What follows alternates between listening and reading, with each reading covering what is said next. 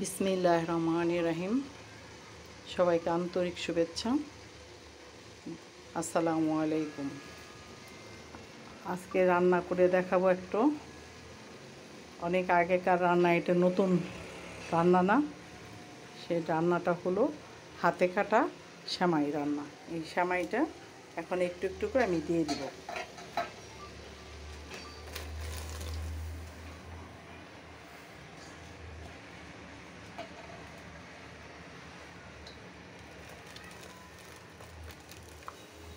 একটু একটু করে দিয়ে নাড়া দিয়ে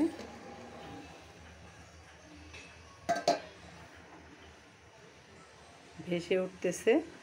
এটা নাকি ভেসে না উঠলে পরে নাকি এই জমাট বেঁধে যায়, তাই একটু একটু করে ভেসে উঠবে আর আমি দিতে থাকবো।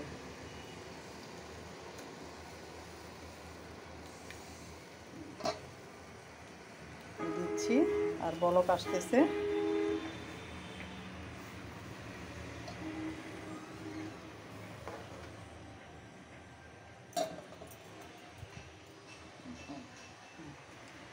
রান্না করতেছি, এই বলক আসতেছে, একটু দেরি হচ্ছে বলক আসতে, একটু ঢেকে দিই।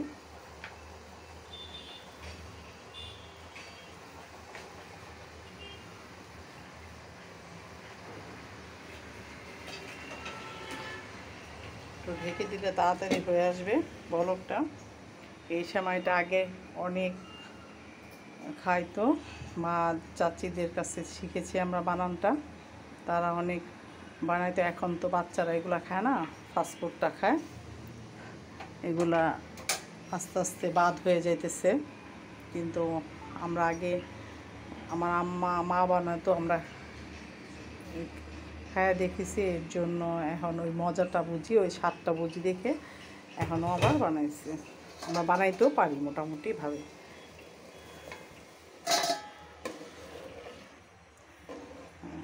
একটু একটু সেমাইটা গলতেছে, ফুটবে।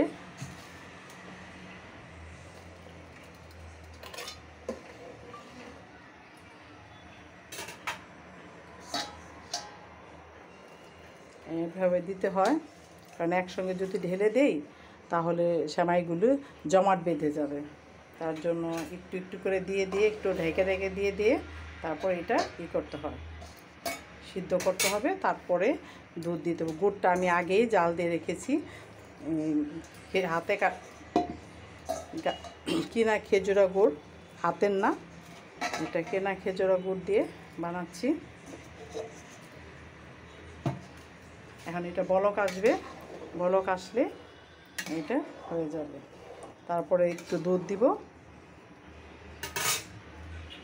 বলকটা আসুক, একটু সিদ্ধ হবে সেমাইটা। সিদ্ধ না হলে সেমাইটা ভালো লাগবে না।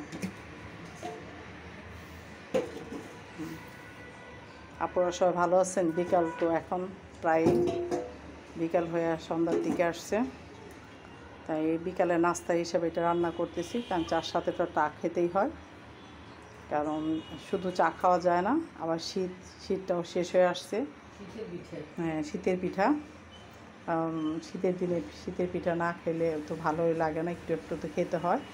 আমরা এখনও খাই, কিন্তু পরবর্তী জেনারেশন মানে আর খাবে না, কারণ আমাদের বাচ্চা কাচ্চারা এইসব পিঠা খায় না। তারা বলে এগুলো কী বানাইছো, এগুলো মজা না। কিন্তু আমরা তো খাই, আমাদের কাছে খুব ভালো লাগে খেতে।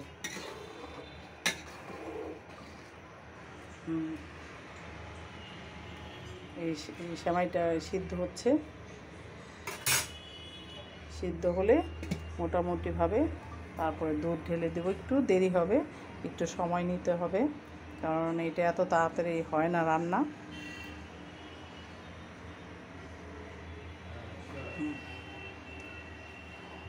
এটা এটা হাতে কাটা সেমাই বলে।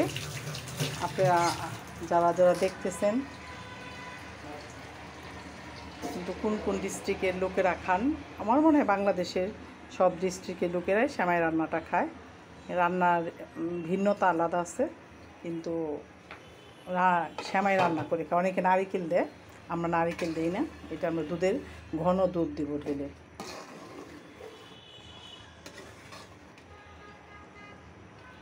ঘন দুধ দিব।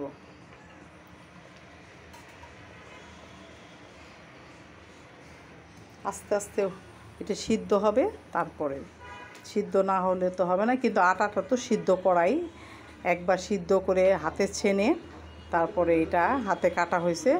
অনেকে এটা বানানো জানেন, আবার অনেকে জানেনও না, কিন্তু আমি বানানোটা দেখাতে পারিনি, এর জন্য দুঃখিত। রান্নাটাই দেখালাম আপনাদের।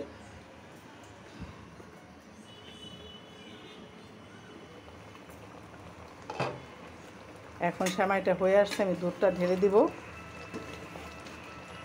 দুধটা ঢেলে দিব।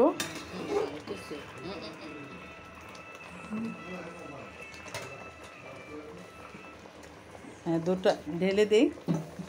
দুধটা ঢেলে দিলেই আপনাদের হ্যাঁ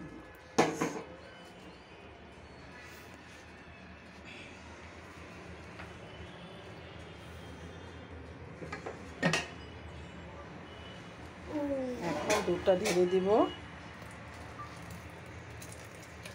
দুধের বড় একটা সর পড়েছে, সরটাও দিয়ে দিব।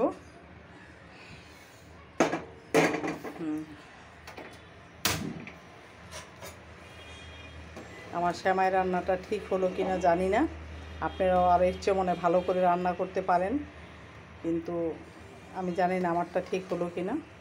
আশা করি ঠিক হয়েছে, আমি মনে করতেছি, কিন্তু আপনাদের তো খাওয়াই দেখাইতে পারি না, এটা টেস্ট কেমন হলো বুঝেন না, কিন্তু দেখতে মোটামুটি ভালো হয়েছে রান্নাটা, খেতেও মনে হয় আলহামদুলিল্লাহ মজাই হবে।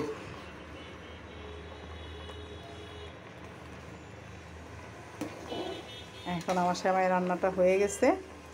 এখন আপনাদের কাছে বিদায় নেওয়ার পালা। যদি আমার ব্লগিংটা সুন্দর হয়, সেমাই রান্নাটা এবং কথাগুলো ভালো লাগে, লাইক দিবেন, শেয়ার করবেন, কমেন্টস করবেন, সুন্দর সুন্দর কমেন্টস করবেন এবং আমার ভালোবেসে আমার পাশে থাকবেন, জানি আমি সামনে আরও আগাইতে পারি। আসসালামু আলাইকুম। এই সেমাইটা আমার হয়ে গেছে। সেমাইটা আমাকে আপনাদের সার্ভিং বলে ঢেলে দেখাতে পারলাম না, পরবর্তীতে দেখাবো নেক্সট।